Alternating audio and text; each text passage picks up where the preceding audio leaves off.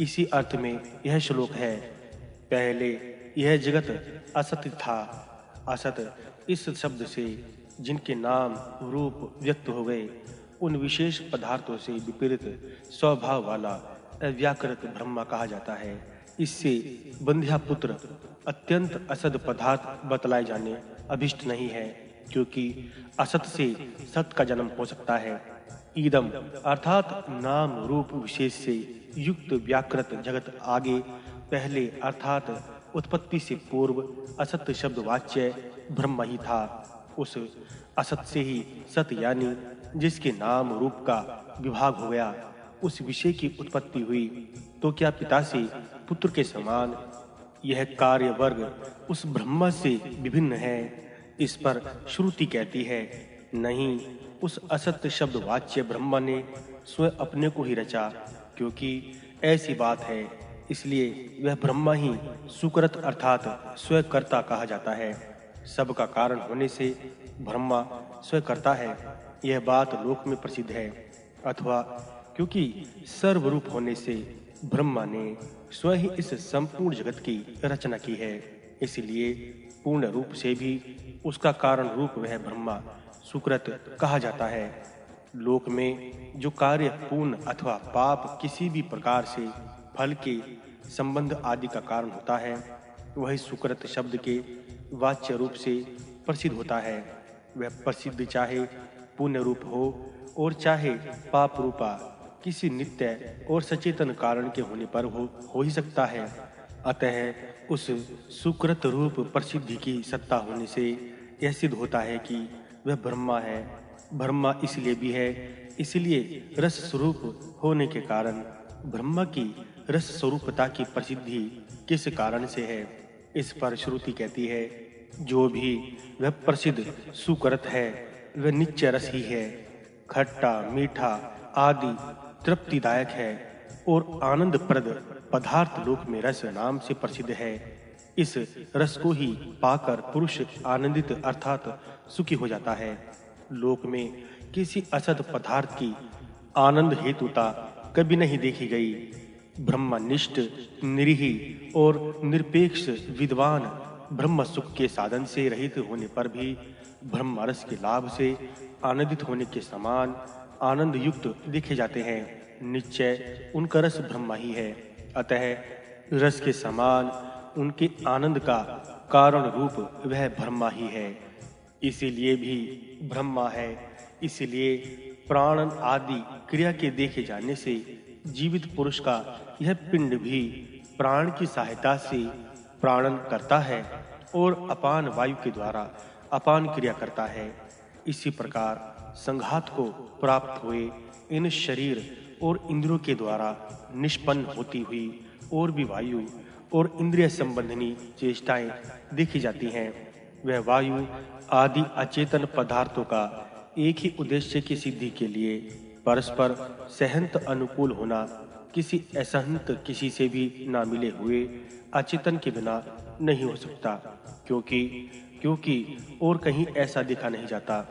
इस बात को श्रुति कहती है, यदि आकाश परमाकाश अर्थात बुद्धि रूप गुहा में छिपा हुआ यह आनंद न होता तो लोक में कौन अपान क्रिया करता और कौन प्राणन कर सकता है? इसलिए वह ब्रह्मा ही है, जिसके लिए कि शरीर और इंद्रिय की प्राणन आदि चेष्टाएं हो रही हैं और उसी का किया हुआ लोक का आनंद भी है।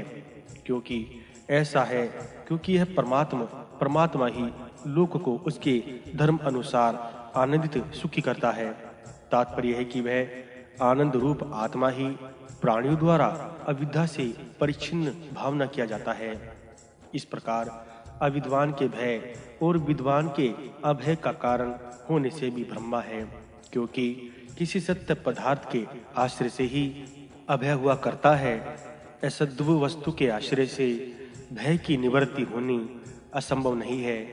ब्रह्मा का अभय हेतु तत्व इसी प्रकार है सो बतलाया जाता है, क्योंकि जिस समय भी यह साधक इस ब्रह्मा में प्रतिष्ठा स्थिति अर्थात आत्मभाव प्राप्त कर लेता है, किन विशेषणों से युक्त ब्रह्मा में अदृश्य में दृश्य देखे जाने वाले अर्थात विकार का नाम है, क्योंकि विकार देखे जाने के लिए ही जो दृश्य न होने उसे अदृश्य अर्थात अविकार कहते हैं।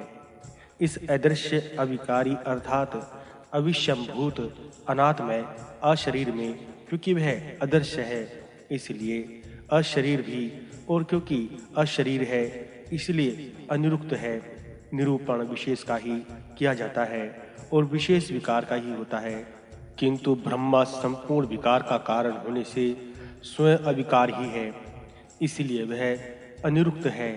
क्योंकि ऐसा है इसलिए वह अनिलयन है।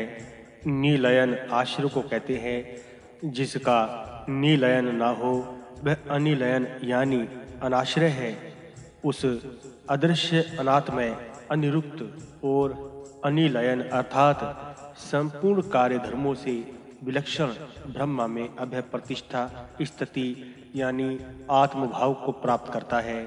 उस समय उसमें भय के हेतुभूत नाना तत्वों को न देखने के कारण अभय को प्राप्त हो जाता है। मूल में अभयम यह क्रिया विशेषण है अथवा इसे अभयाम इस प्रकार अन्य स्त्रीलिंग के रूप में परिणित कर लेना चाहिए। जिस समय यह अपने स्वरूप में स्थित हो जाता है उस समय यह ना तो और कुछ देखता है ना और कुछ सुनता है और ना और कुछ जानता ही है। अन्य को ही अन्य से भय हुआ करता है। आत्मा से आत्मा को भय नहीं होता, संभव नहीं। अतः आत्मा ही आत्मा के अभय का कारण है। ब्राह्मण लोग ब्रह्मनिष्ठ पुरुष भय के कारणों के रहते हुए भी सब ओर से निर्भय दिखाई देते हैं, किंतु भय से रक्षा करने वाले ब्रह्म के न होने पर ऐसा होना असंभव था। अतः उन्हें निर्भय देखने से यह सिद्ध होता है कि अभय का हेतुभूत ब्रह्म ही है। यह साधक कब अभय को प्राप्त होता है, ऐसा प्रश्न होने पर कहते हैं जिस समय यह अन्य कुछ नहीं देखता और अपने आत्मा में किसी प्रकार का अंतर भेद नहीं करता, उस समय ही यह अभय को प्राप्त होता है। यह इसका तात्पर्य है। किंतु जिस समय अविद्यावस्था में यह अविद्याग्रस्त जीव तिमिर रोगी को दिखाई देने वाले दूसरे चंद्रमा के समान अविद्या द्वारा प्रस्तुत किए हुए पदार्थों को देखता है तथा इस आत्मा यानी ब्रह्म में थोड़ा सा भी अंतर छिद्र अर्थात भेद दर्शन करता है। भेद दर्शन ही भय का कारण है। अतः तात्पर्य है कि यदि यह थोड़ा सा भी भेद दिखता है तो उस आत्मा के भेद दर्शन रूप कारण से उसे भय होता है। अतः अज्ञानी के लिए आत्मा ही आत्मा के भय का कारण है। यह श्रुति इसी बात को कहते हैं। भेददर्शी विद्वान के लिए वह ब्रह्मा ही भय रूप है। मुझसे भिन्न ईश्वर और तथा मैं संसारी जीव और हूँ, इस प्रकार उसमें थोड़ा सा भी अंतर करने वाले, उसे एक रूप से न मानने वाले विद्वान भेद ज्ञानी के लिए वह भेद रूप से देखा गया ईश्वर संयग ब्रह्म ही भय रूप हो जाता है।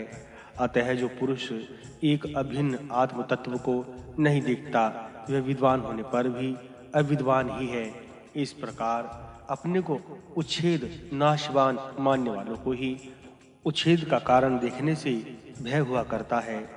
उच्छेद का कारण तो अनुच्छेद अविनाशी ही हो जाता है। अतः यदि कोई उच्छेद का कारण न हो तो उच्छेद पदार्थों में उसके देखने से होने वाला भय संभव नहीं था, किंतु सारा ही संसार भययुक्त देखा जाता है। अतः जगत को भय होता है, देखने से जाना जाता है कि उसके भय का कारण उच्छेद का हेतुभूत किंतु स्वयं अनुच्छेद रूप ब्रह्मा है, जिससे कि जगत भय मानता है। इसी अर्थ में यह श्लोक भी है। अष्टम अनुवाक। इसके भय से वायु चलता है, इसी के भय से सूर्य उदय होता है तथा इसी के भय से अग्नि, इंद्र और पांचवा मृत्यु दौड़ता है। अब यह इस ब्रह्म के आनंद की मीमांसा है। साधु स्वभाव वाला नवयुवक वेद पढ़ा हुआ अत्यंत आशावान, कभी निराश न होने वाला तथा अत्यंत दृढ़ और बलिष्ठ हो एवं उसी की यह धन ध्यान से पूर्ण संपूर्ण पृथ्वी भी हो, उसी का जो आनंद है वह एक मानुष आनंद है